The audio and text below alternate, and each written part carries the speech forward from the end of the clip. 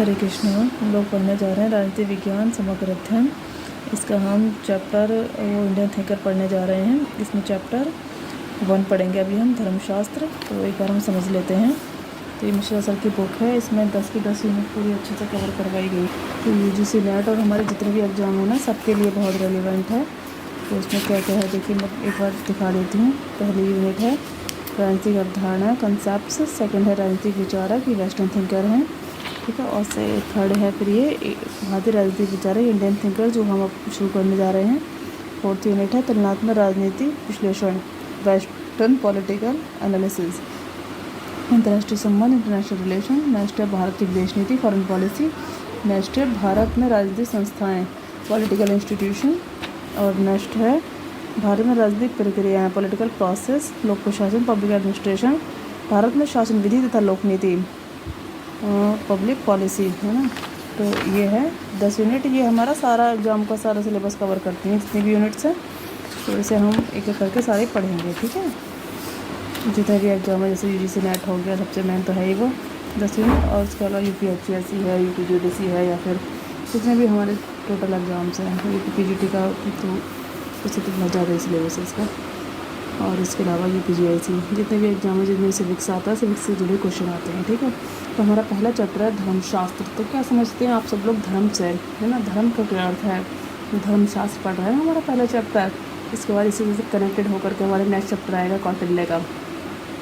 धर्म से हम क्या समझते हैं, जैसे अभी फ़िलहाल मैं भगवद गीता भी पढ़ रही हूँ पिछले 2 सालों से, तो बहुत अच्छे से समझा है भगवद गीता को। जीवन बहुत अप्स एंड डाउन्स रहे, लेकिन भगवद गीता पढ़ने के बाद मैं बहुत चीज़ों से बाहर निकली। तो मैंने उससे यही जाना, धर्म यहाँ भी वही बताया गया है, वहाँ भी वही बताया गया है। वहाँ और डीप है, क्योंकि वो पूरा धर्म के लिए अध्ययन है शास्त्र का। धर्म क्या है, धर्म जो धारण किया जाए, ये लाइन मैंने अपनी चर्चा सुनी थी बहुत पहले से। धर्म जो धारण किया जाए, ये नहीं कि धर्म 4 अक्षर पढ़ लिए या 4 पन्ने पढ़ लिए किताब के वो धर्म हो गया। धर्म जो आपके अंदर दिखे, आपके विचारों में दिखे, आपके व्यवहार में दिखे। और जैसे सबसे पहले इसमें क्या चीज़ मैं कहूँगी कि इसमें सबसे पहले क्या आएगा, जैसे सुबह जल्दी उठना हो गया, है ना। थोड़ा सा पूजा पाठ कर लिए, हम तो भगवान कृष्ण को मानते हैं, तो भगवान को भोग लगा करके कोई भोजन करना, तुलसी में जल चढ़ाना, है ना। सुबह उठ करके मन कितना अच्छा सा हो जाता है। एक ये चीज़ हो गई। सेकंड है कि आप जितने भी लोगों को जानते हो, परिवार के सदस्य हैं, उनका केयर करना, उनको क्या ज़रूरत है क्या नहीं, उसको ध्यान रखना, है ना। तो ऐसी बहुत सारी चीज़ें आती हैं धर्म में। धर्म मतलब कुल मिला के धर्म इंसान को अच्छा बनाता है, और अच्छे तरीके से सही से समझा जाए, सही व्यक्ति के माध्यम से, जैसे हमने पढ़ा है ऑथेंटिक गुरु के माध्यम से। तो मेरी माता जी हैं, मेरी गुरु मेरी चित्रांगी माता जी, और हमारे जगत गुरु श्रील प्रभुपाद, जिनका मुझसे रहा नहीं जा रहा है, क्योंकि मैं वो बहुत डीपली पढ़ रही हूँ। इस वजह से बस एक आखिर में ये बता रही हूँ मैं, जगत गुरु श्रील प्रभुपाद की जय हो यहाँ पे, क्योंकि उनके माध्यम से ही मैंने बहुत कुछ जाना। और मैं उन्हें नहीं पढ़ती तो शायद ये भी नहीं पढ़ा पाती होगी। तो सॉरी, मैं थोड़ा लंबा कर दिया। चलिए आगे हम पढ़ते हैं। अभी हम इसके माध्यम से धर्म को समझते हैं, ठीक है। बाद में उसको बाद में समझेंगे अलग से। धर्मशास्त्र भारतीय चिंतन में महत्वपूर्ण स्थान रखता है। धर्मशास्त्र संबंधित संपूर्ण ज्ञान मनुष्य के कल्याण के लिए ब्रह्म ने मनु को दिया था। धर्मशास्त्र में धर्म को राज्य से प्राथमिक माना गया है। धर्म शब्द की उत्पत्ति ध्र धातु से हुई है, जिसके आधार पर प्राणी जगत अपने वास्तविक स्वरूप को धारण करने में समर्थ हो सके। मानव धर्म की व्याख्या हेतु व प्राणी मात्र को उनके विभिन्न धर्मों का बोध कराने हेतु ही धर्मशास्त्र का निर्माण हुआ। धर्मशास्त्र और राज्य उत्पत्ति। मानव धर्मशास्त्र में राज्य की उत्पत्ति के दैवीय सिद्धांत का वर्णन है।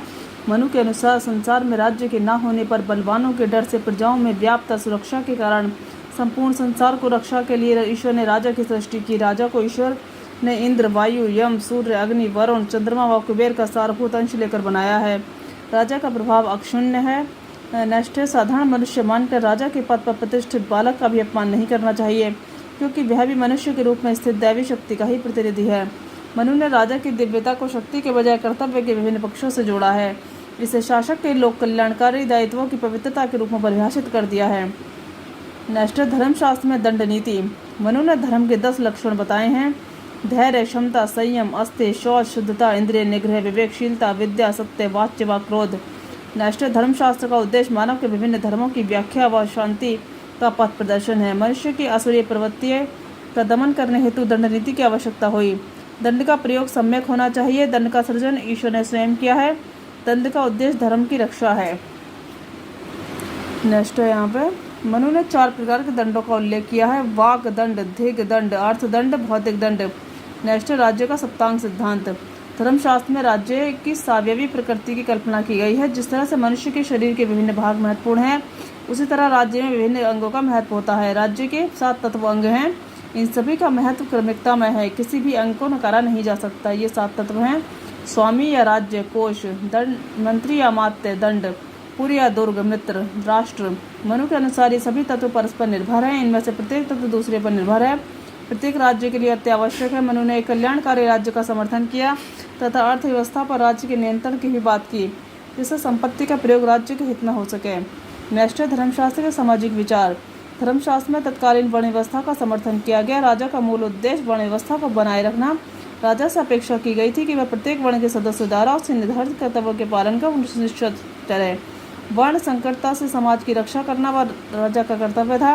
वर्ण व्यवस्था के अलावा प्राचीन समाज में कर्तव्य निर्धारित करने हेतु आश्रम व्यवस्था का निर्माण भी किया गया, क्योंकि यह व्यक्ति के सामूहिक व्यवहार को समन्वित करने में सहायक थी। आश्रम व्यवस्था द्वारा व्यक्ति के व्यक्तिगत आचरण पर नियंत्रण किया जाता है। नेक्स्ट 4 प्रकार के आश्रम की व्यवस्था विद्यमान थी। ब्रह्मचर्य आश्रम, ये हमें आश्रम ना ध्यान रखने हैं, ये हम अपने उसमें शास्त्र में भी पढ़ते हैं और यहाँ भी, ठीक है, ये हमें क्योंकि पढ़ते हम धर्मशास्त्री रहे हैं ना। नेक्स्ट है ब्रह्मचर्य आश्रम, विद्या अर्जन करना व ब्रह्मचर्य का पालन करना। ये 25 वर्ष की आयु तक है, ठीक है। नेक्स्ट है 25 वर्ष की आयु तक, ये 4 हैं क्योंकि हमें 4 में बांटा गया है ना 100 वर्ष की आयु के अनुसार। गृहस्थ आश्रम, परिवार का पालन पोषण करना 25 से 50 वर्ष। वानप्रस्थ आश्रम, घर में रहते हुए स्वयं को सांसारिक कार्यों से पृथक करना 50 से 75 वर्ष तक। संन्यास आश्रम, वन में जाकर तपस्या करना या ईश्वर का जप करना 75 से 100 वर्ष तक। व्यक्ति का उद्देश्य मोक्ष की प्राप्ति थी, चाहे वह राजा हो या सामान्य व्यक्ति। धर्मानुकूल आचरण के द्वारा व्यक्ति को मोक्ष की प्राप्ति होती है तथा जो राजा अपने राजधर्म का निर्वाह करता है उसे भी मोक्ष की प्राप्ति होती है। धर्म के अनुकूल आचरण पर बल दिया गया। नेक्स्ट है मनु ने धर्म के 5 स्रोत बताए हैं: वेद, स्मृति, सज्जनों का आचरण, अंतःकरण तथा राजज्ञा। नेक्स्ट है धर्मशास्त्र व विदेश नीति। मनु ने विदेश नीति के सैद्धांतिक पक्षों में मंडल सिद्धांत, षट्गुण नीति व उपायों को सम्मिलित किया है। मंडल सिद्धांत अंतर्राज्य संबंधों के सुचारू संचालन के लिए राज्यों के वर्गीकरण पर बल देता है कि राष्ट्रों के मध्य शक्ति संतुलन का व्यवहारिक स्वरूप माना जा सकता है। नेक्स्ट है विजयकुशी राज्य को राष्ट्रमंडल का केंद्रस्थ माना गया है। राष्ट्रमंडल में 4 प्रकार के राज्य माने गए हैं: मित्र, शत्रु, मध्यम, उदासीन। किसी राज्य द्वारा दूसरे राज्य के प्रति किसी विशिष्ट परिस्थिति में अपनाई जा सकने वाली नीतियाँ धर्मशास्त्र में 6 बताई गई हैं: संधि, विग्रह, यान, आसन, द्वैधिवाह व संशय।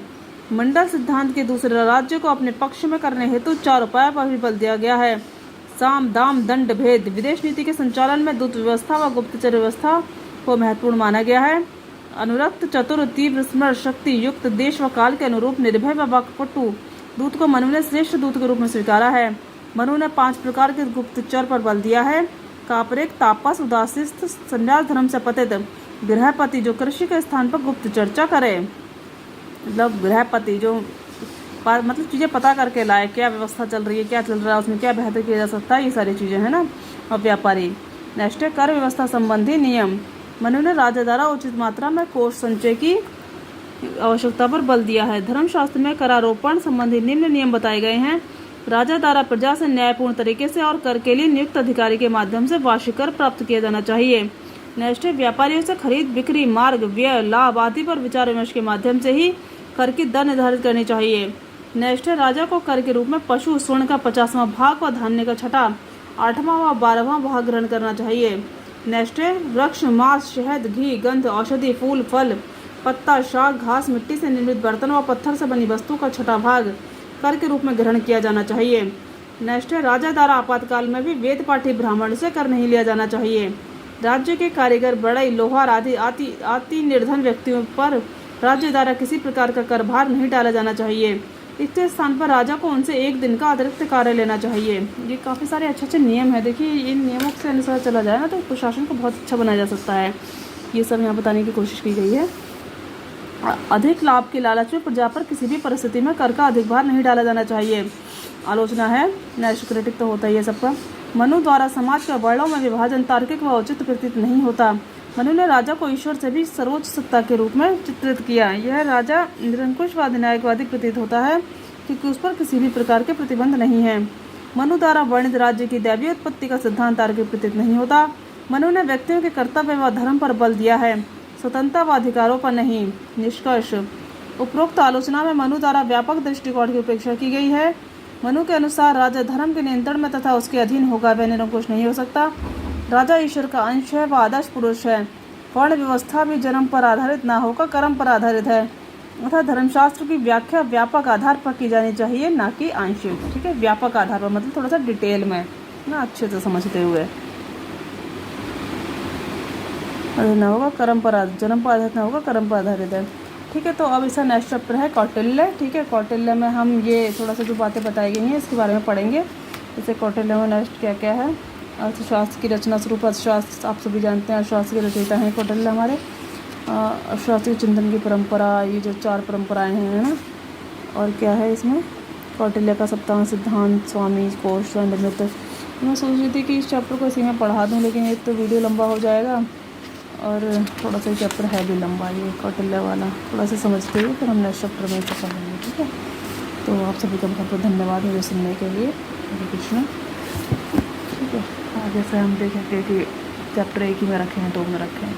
हरे कृष्ण, बहुत बहुत धन्यवाद सुनने के लिए। और आप लोग चाहेंगे ना तो आगे चल के हम अभी सबसे पहले तो चैनल को ज़्यादा से ज़्यादा लाइक शेयर सब्सक्राइब करें, जिससे ये चैनल बहुत आगे बढ़े, बहुत ग्रोथ हो। और उसके बाद हम आप लोग चाहेंगे तो अलग से एप्लीकेशन पर जूम या मीट के थ्रू भी हम लोग खूब अच्छे से पढ़ सकते हैं, जिससे क्वेश्चन आंसर लिए जा सकें और डिटेल में कुछ चीज़ें बताई जा सकें। बाकी तो इस बुक को तो हम यहाँ पे भी अच्छे से पढ़ लेंगे, लेकिन कुछ और भी कंटेंट अगर चाहें तो पढ़ सकते हैं। तो बहुत बहुत धन्यवाद राजेश मिश्रा सर का भी, आप सबका भी। हरे कृष्णा उन सभी का जिनके माध्यम से मैं खुद इतना पढ़ पाई, समझ पाई कि कुछ बोल पा रही हूँ। थैंक यू मेरे गुरुजनों का, भगवान का, ईश्वर का, परिवार का, सभी का बहुत बहुत धन्यवाद। आप सबका बहुत बहुत धन्यवाद मेरे चैनल पे आने के लिए, पढ़ने के लिए, समझने के लिए। Hare Krishna, thank you, thanks a lot.